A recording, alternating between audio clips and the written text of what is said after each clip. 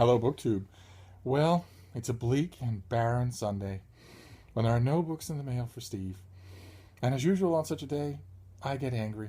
And I want to say that there ought to be a law that says that Steve gets free books every single day.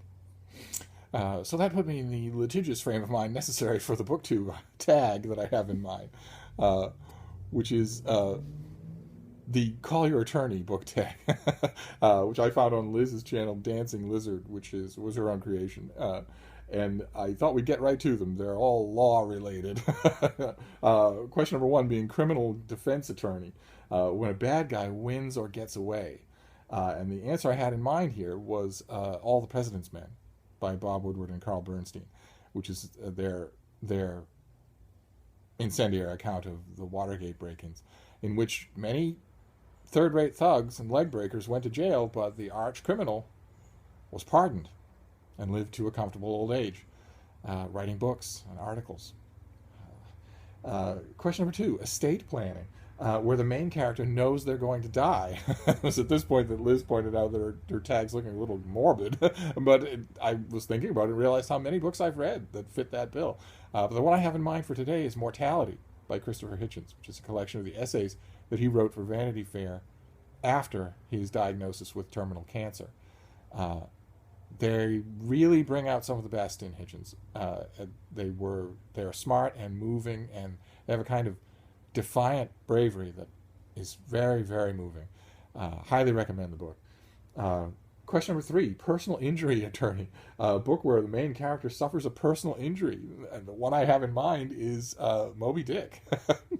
Because the whole of the drama and pathos and tragedy of the events of Moby Dick are all caused by the fact that Ahab goes insane during his last encounter with Moby Dick, when he is dismasted, he loses his leg, and when she's scarred badly from head to toe.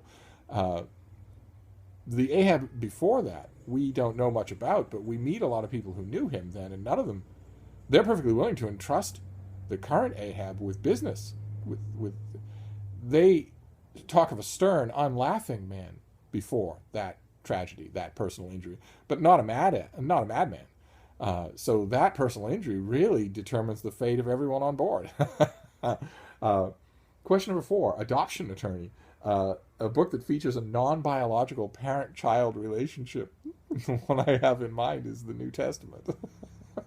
Because although the Archangel Gabriel, who announces to the Virgin Mary that she's going to conceive and bear a child, is a physical being. I mean, in biblical tradition, angels are physical beings. You can wrestle with them. You can host them for dinner. The God who actually does the deed through the Holy Ghost is not. In the New Testament, he does not manifest physically.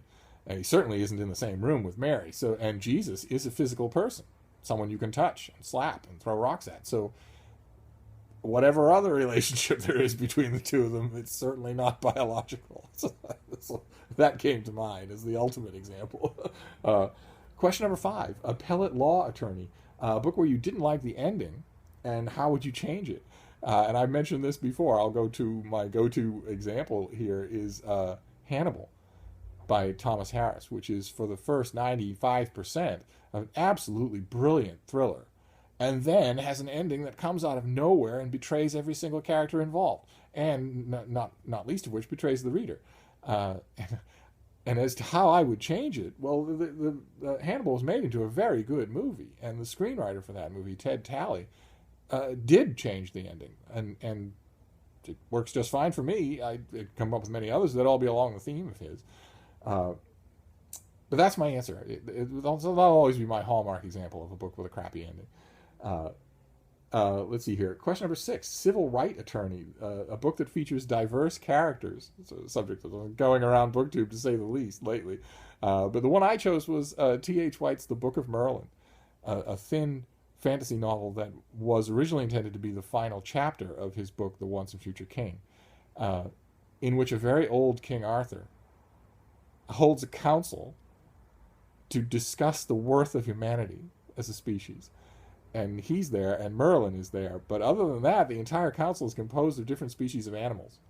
And they all talk about humanity from their own perspective. There's a dog and a snake and an owl and a goat and famously, the most winningly of all, a pugnacious Cockney hedgehog.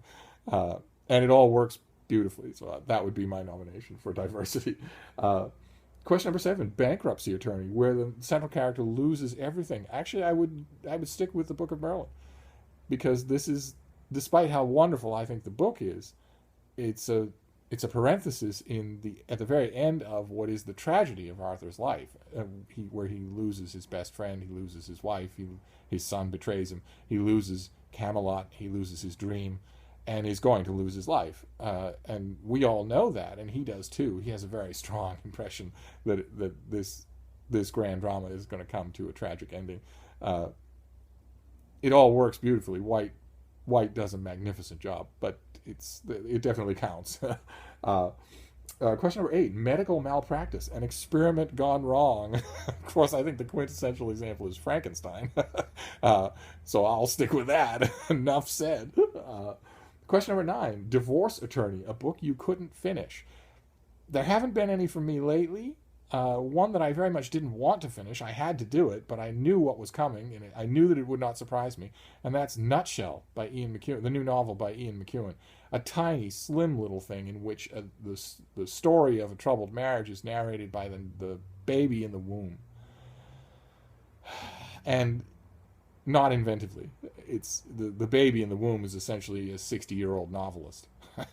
There's no attempt made whatsoever to simulate what a baby might or might not know. There's no attempt to shift viewpoints. It's just a gimmick. And the minute I realized that it wasn't going to, no creativity was going to come to bear on that gimmick, I knew what I was in for in the course of the book, and that's what I got. So I didn't not finish it, because you can't not finish a new Ian McEwan novel, but I knew what I was getting from page 2.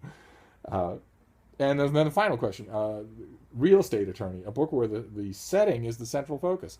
And I picked Room by Emma Donoghue, which is, exactly what the title would imply. Most of the action takes place in a tiny room. It's a virtuoso performance on her part. A novelist who's getting significantly stronger with every novel, and who was incredibly strong to start with.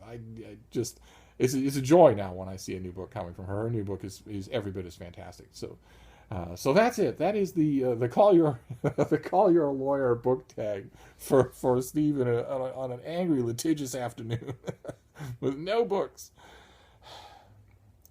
I'm going to get back to writing angry letters to the governor about this, but I'll see you soon, book 2. Thank you.